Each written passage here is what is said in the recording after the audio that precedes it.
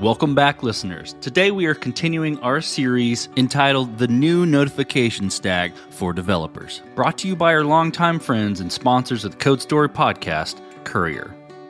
As a reminder, Courier is developer infrastructure for product notifications, making it easier to deliver the notification experience that your customers expect. Check out their product to learn more at courier.com. Well, today I have a special guest on the Code Story podcast, Maria Irizarry. She is a technical lead manager at Courier, has spent many years in software, spending time at Level, Google, and Cisco. Maria, thank you for being on the show today. Of course, I'm super happy to be here. Before we jump into our topic for today, tell me and my audience a little bit more about you. Well, this is my first time being on a podcast, so definitely super excited. I have quite a bit of years under my belt in the software engineering industry. Had a chance to work on consumer-facing products for a while now, at least like 6-7 years, and I'm super passionate about it. As a developer, I've had my own fair share of journeys with notifications and kind of honestly the pain that it was to build them. A little bit more about that. Like I worked at Google Home. We're building out notifications for the Home app there. It kind of just feels like full circle now. I'm here at Courier. I've been at Courier for 8 months now. And it feels like the time has flown by. And I'm super excited to be stepping into not only the consumer-facing product, but the developer persona, and thinking back to my experience of, oh man, what do I wish I would have had or what would have been easier for me, if I could have. And I get to execute on that. So that's really exciting. And personally, I've been living in the Bay Area for almost 10 years now. I am completely just utterly in love with birds. Kind of a funny coincidence that Courier's logo is a pigeon. So I feel like Courier picked me, and I have 2 parrots and they're super adorable and they're like my little children. That's amazing. Okay, well, you mentioned your personal experiences, at Google, and I know you spent time at Level and Cisco too, in personal experience with building notifications. As a developer, tell me more about that. Tell me about some of those experiences around, building notifications and preferences. You have a lot of activity happening with your smart home devices. And if you have a family, people are joining your household, leaving it. And it was very important for us to build out a system that could let users know what's going on in their home. The Home app didn't actually have any sort of like infrastructure built to send out push notifications. I believe we had a very early iteration of emails, but I believe the infrastructure at that point was pretty outdated. Google's this like very nice and giant company, right? They have all the nice infrastructure, shiny things, resources. So put yourself in that context. Like you have probably the best of the best because they know what they're doing in terms of like involving that with their environment and their tools. And they had an internal infrastructure for notifications. And what I'll say about that is, so it was more like a backend API, actually kind of similar to Courier's, but a key difference is that project actually took around a quarter to build with 2 or 3 engineers. And part of that was not only making sure the notifications are being sent at the right time, but what do those notifications look like? What if the user no longer wants to receive that notification? The actual infrastructure that we were connecting with didn't really have what we needed in terms of preferences management. So we had to build our own, plan out and build our own preferences, let's say database and thing. And okay, well, how do we map a notification to preferences? And then do we really want to have a preference for every single kind of notification we send? And really thinking through all of that, right? That was just in the beginning phases. The quarter-long project was actually integrating with the notifications infrastructure, but the preferences side, was after that. So imagine all the time that you're saving like that. That's why I was so excited when I heard about Courier, because we not only have that infrastructure and more, right? Our pipeline supports a bunch of cool stuff, but we have the Courier web app, right? And you could just drag and drop and design your notifications for each of your channels. And then you don't have to worry about it again because you have your template ID. You pass it on to the API. We worry about the rest. And that's where preferences come in. It was really exciting to spend time working on this because I know firsthand the pains. And here's the thing. Courier's product is notifications infrastructure, communications. That is our core product. And that is what we should be working on. Notifications, preferences, automations, right? Anything regarding that. Other companies, they don't want to be spending time on that. That's not their core product, but every single product usually has some form of communication with their customers, with their users. So it's really cool to be able to kind of take that on and then go and talk to customers and say, hey, we took care of this for you, so you don't have to spend a quarter's worth or resources in order to, accomplish this, and go build what you do best, I've followed Courier for a long time. I've worked with you guys for a long time. And, I know that you've provided developers with the ability to integrate user preference management before. How has this feature evolved, though? Tell me about what's new and tell me about that evolution. We've offered several solutions to preferences in the past, and I think it helped some of our customers out. So I'll kind of walk through the most recent one prior to what we're calling Preferences Center and Preferences Designer. So we had this thing called categories, and you could lump a bunch of notification templates into a single category. That's great, right? That's a step in the right direction. I think that what was missing there is that UI view of what does your preferences page look like? So kind of providing a solution for not only the back end, but also the front end. And that previous solution, you would need to go into your code base and modify the way you're calling us with our send API. And you would need to pass that category along with your send call, right? That would involve engineering work. And with Preferences Center, what changes here is that when you go to that Preferences tab, you have this nice UI that you can drag and drop and design what you want your preferences to look like. And instead of categories, we're calling it subscription topics. And similar experience, but now you get to easily drag and drop your notification templates onto a single subscription topic. You get to say what the default state of it is, if you want to add channel customization. And the important piece here is that you can go on, make those changes in the web app, and then there's a publish button similar to our designer, where you can immediately just produce a hosted page that you can easily integrate into your notification templates, where your users can click into that URL and see that beautiful page in a matter of literally 20 minutes. And that's being generous. Okay, so that sounds super easy and really, really exciting that that's available now. As an engineer, my mouth's kind of watering about, being able to do that in such a fast way. So, okay, what has your experience been like and what challenges have you faced in the process of building this, right? Because it's, I heard you say this towards the beginning, and something we've all, faced, and is a big problem that Courier is solving is not having to build this again, right? And tell me about some of the challenges that you faced while you were building it. There's several aspects to this. When you think about Courier, what is our bread and butter and what is our precious gem? And that is our send infrastructure, our what we call our send pipeline. And integrating preferences directly into the send pipeline, we have to be very, very careful with not breaking the send pipeline, right?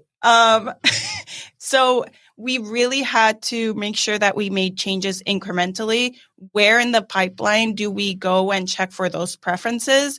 And where do you block it? Where do you block that notification? How do you let the user know in the logs that it was blocked and why, right? And so that's one piece. And then there's the user experience piece too, because what happens if a user is part of a list and they unsubscribe from that list, right? Like what takes precedence? The unsubscribe from that list, or unsubscribe from that subscription topic, or just from that single notification template, which we are like veering away from, right? We want to think about notifications as a theme. What are you trying to tell with your notifications? And that's going to be your subscription topic, right? Like user activity, let's say transactional notifications, you want those required, right? Really making sure that that pipeline was well tested and worked. And there was a hierarchy respected within our send pipeline in terms of the catch conditions of when we're actually sending versus not. It definitely led to a lot of discussions and, people, especially engineers, we can be very opinionated. So it's definitely a healthy discussion there. And I think what was important for us is to not only place ourselves in the developer persona, but also our customers' users persona, right? Like as a user, like bring it back to forget that you're an engineer, you're interacting with an email. Like we all know the pain. You don't have to be an engineer to know this. The pain of getting a ton of emails, opting in, opting out, still getting those emails, right? Like what do you expect to happen? And that's what we need to do. So I would say on the technical side, the send pipeline, on the UX side, kind of talking through what our customers' user experience is and really defining that and sticking to that.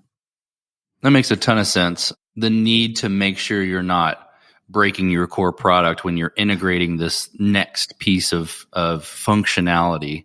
And that's challenging, right? Because you're essentially having to test two things. One of them you're not necessarily touching as much. That can be super challenging. Okay, so tell me your vision, right? Tell me your vision on how developers will be using this feature. I would imagine as you're creating it, and you even mentioned this, thinking about not only how developers are using this, but how the end users are going to be experiencing it. How do you see developers using this feature? There's a double answer there. One of them is I actually don't foresee them using it a ton after they set it up, right? And that's great. Honestly, like developers love to code, interact with APIs. I know that myself, but when I can offload something, like set it up real quick, great. Like my hope is that they're able to set this up and only interact with it when they need to tweak a subscription topic or something like that. They don't need to spend like maintenance. They don't need to set up pagers. I mean, they can if they want to. So I imagine them, if you're a developer, jumping in, setting it up. And you know how you go into a tool or something, like this happens to me with Notion, because they like to have this, like the coding snippets or the formulas. And then I'm like, well, can I do this? Can I do that? Like finding like how I can customize it. So they definitely can go in, they're not limited to only the preferences designer experience, but they can go into our repo Courier React components that we have publicly accessible.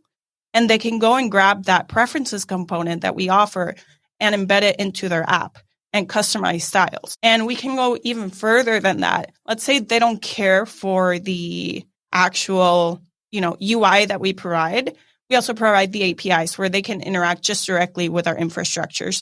For those that really just wanted the backend, we're not taking that away from them. So I think that as a developer, you get to choose your own adventure there. And if you're saying, hey, Noah, like, I don't want to spend 2 weeks working on this, I think that it'll be better if we just have this first like iteration of the hosted page and we can work on this other thing that's a P00, right? And then we can iterate on maybe embedding the component and customizing the look and making that a stub page within our app. I think it gives you a lot of flexibility. And honestly, especially if you're fast prototyping, and some of our customers have shown interest in that, right? Like eventually they want to go towards customizing the look and feel of their preferences. But to get up and running, they have the hosted page, right? And there's other customers that are like, hey, actually, your hosted page looks amazing. This works great. And they just go and embed our component so that, they can actually show it in their application. And that's it, It should just be something that you set it and forget it. You don't have to allocate that one single engineer or those two engineers that just infinitely maintain that infrastructure that truly no one wanted to build. They had to, right? And especially with anti-spam laws and things like that, it's crucial infrastructure. You don't want to spam your users. It's super cool. And it brings up a question for me because I immediately think, if I'm going to implement, or utilize the React component and drop it in my page, I'm going to want it to look like my brand, right? I'm going to want Courier's component to wear my t-shirt, so to speak. And so how customizable is the components? How easy is it to go customize them?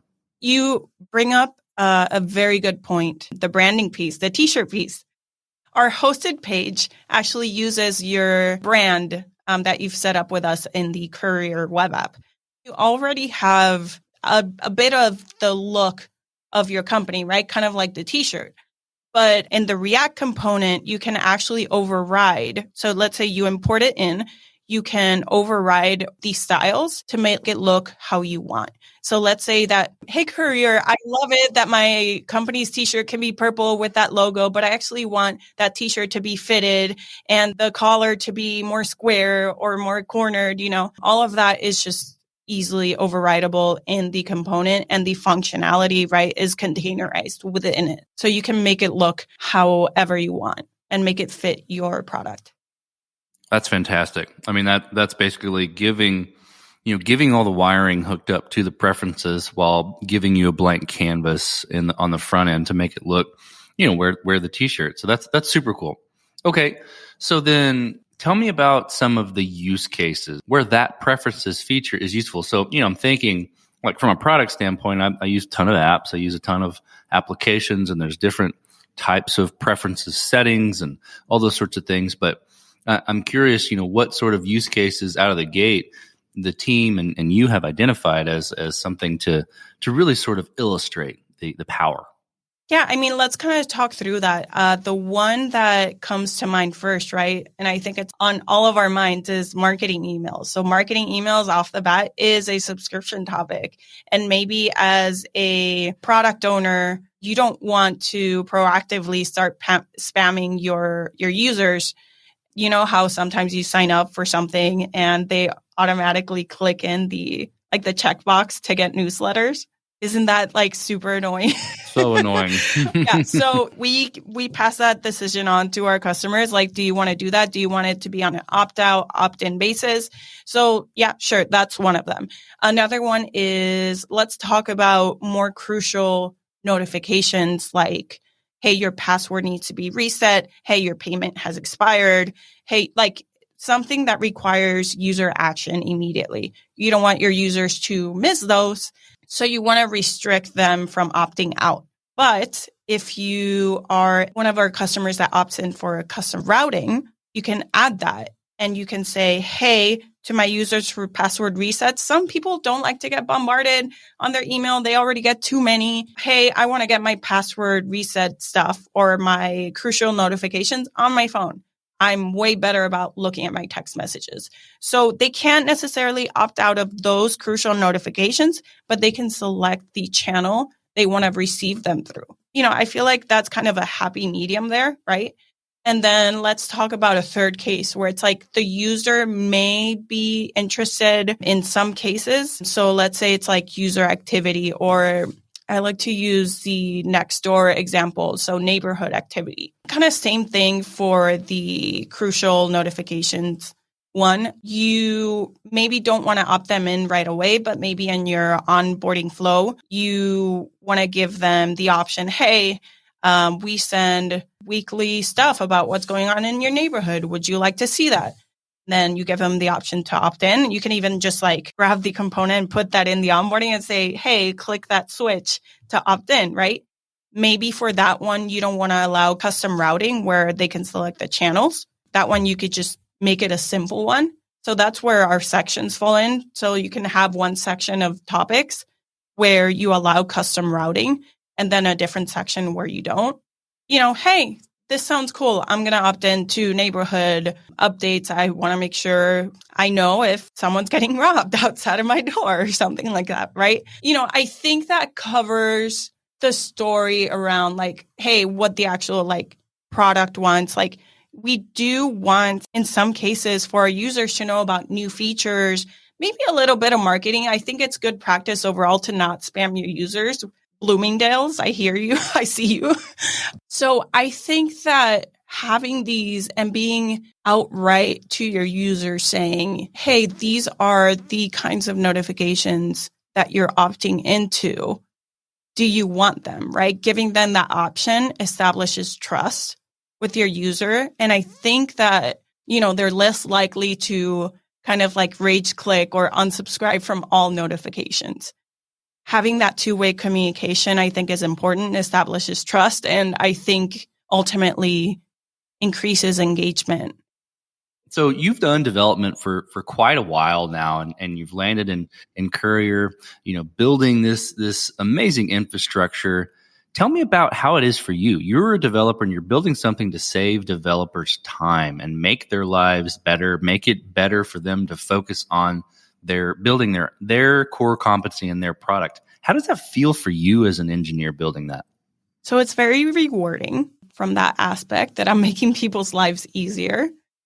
There's pieces where, let's say I jump in to one of our APIs or SDKs and I'm like, oh man, we don't support this. And then there's like that empathetic aspect, like makes me a little bit sad that we can't prioritize that right now. It's kind of like, oh wait, but like, the developers, like they're going to have issues and I don't want them to have issues, right? So like there's that piece. And then there's the selfish piece, which is you get to get from pull from your experiences as a developer, say, well, I want to do it this way because I think this is really what'll make things easy for our users.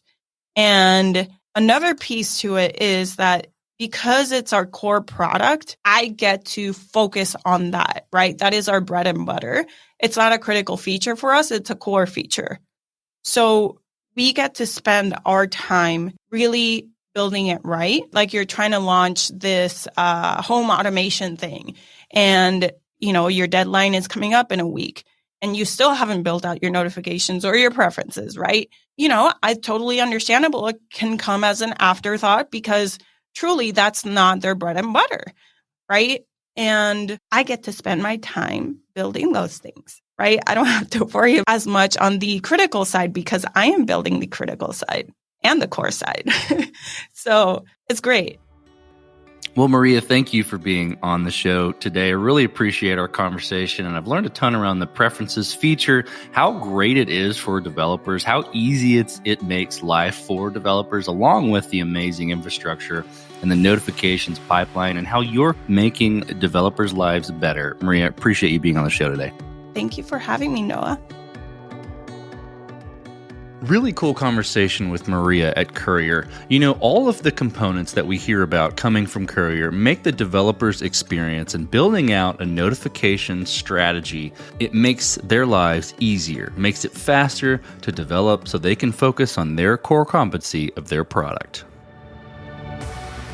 As a reminder, Courier makes it easier for you to deliver a world-class notification experience that your customers expect. To learn more about their product and get started today, check out Courier.com. And thanks again for listening.